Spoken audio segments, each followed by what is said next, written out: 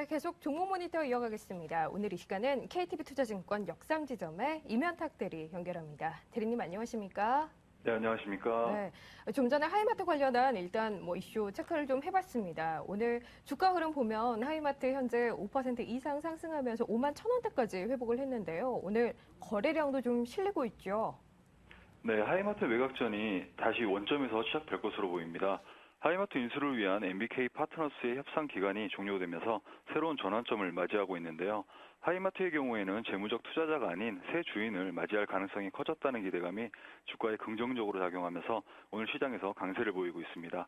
하이마트의 입장에서는 다른 투자자보다 기존 유통업체로의 인수가 시너지 효과를 낼 것으로 보이기 때문에 롯데쇼핑 쪽에 인수되는 것이 가장 좋아 보이는 그림인데요. 롯데쇼핑 측에서도 하이마트를 통해서 새로운 성장 동력을 확보한다는 측면에서 다시 하이마트 인수에 나설 수 있을 것이라는 기대감이 작용하고 있습니다.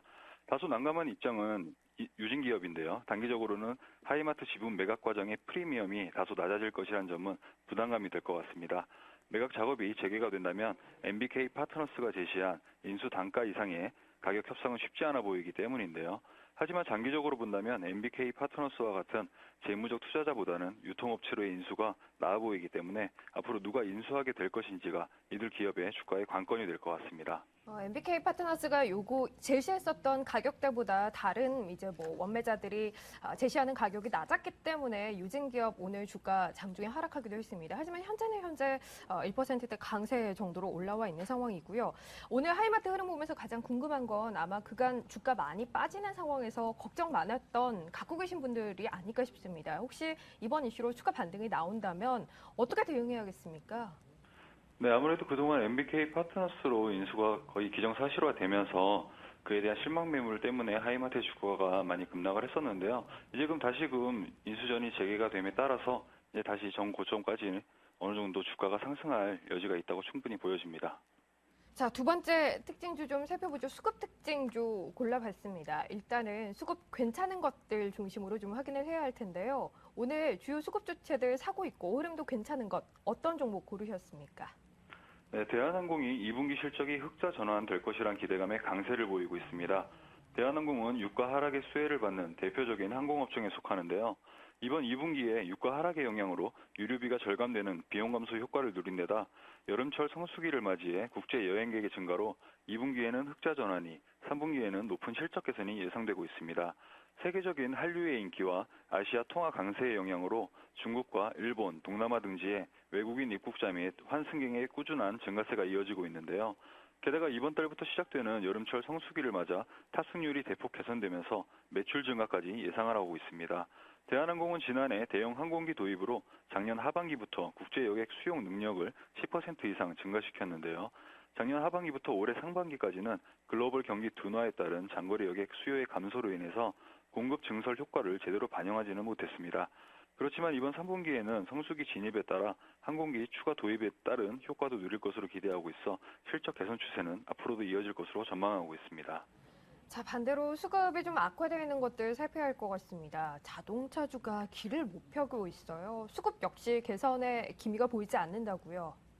네, 오늘 시장에서도 현대차, 기아차가 약세 흐름을 보이고 있습니다. 유로존의 위기와 세계적인 경기 침체에도 불구하고 외국인의 매도세가 이어지며 우려가 됐던 현대차와 기아차의 2분기 실적은 양호하다는 평가를 받고 있는데요. 현대차의 6월 글로벌 공장 출고는 37만 5천여 대를 기록했고 2분기 합산으로는 111만 대가 넘으면서 사상 최대를 기록했습니다. 기아차 또한 6월 글로벌 리테일 판매는 전년비 13.6%가 늘며 사상 최대를 기록했고 2분기 합산으로도 사상 최대치를 기록했는데요. 이와 같은 호실적에도 외국인의 매도세가 이어지고 있는 것은 유로존의 위기가 재부각되던 시점인 지난주부터 외국인이 현금 비중을 높이기 위해 현대차와 기아차의 주식을 팔고 있는 것으로 풀이되고 있습니다. 상대적으로 다른 대형주에 비해서 낙폭이 작았었고 외국인의 투자 비중이 상당히 높은 편이었기 때문에 현금 비중을 높이기 위해서는 다른 종목보다 이들 종목의 현금화가 쉽다고 판단한 것으로 보이는데요. 이러한 영향이 지속되면서 현대차와 기아차로 외국인의 매도세가 집중되며 약세를 보이고 있습니다. 마지막으로 오늘 차트 움직임 눈에 띄는 종목 하나 살펴보죠. 어떤 종목 포착됩니까? 네, 인터파크의 실적 개선에 대한 기대가 높아지고 있는 상황입니다. 엔터테인먼트 부문과 투어 부문 모두 실적 성장이 지속될 것으로 보이는데요.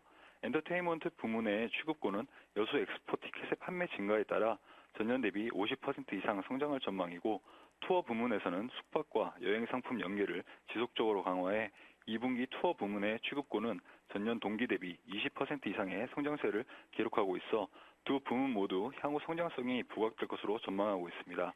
또한 인터파크는 아이마켓 코리아의 가구 브랜드를 라이센싱 받아 가정용 가구 시장에 진출하는데요. 이후에 아이마켓 코리아와의 국내외 소싱 인프라가 확대되면 두 기업 간의 브랜드 라이센스 공유가 더욱 활발해지는 긍정적 영향을 미칠 것으로 보입니다.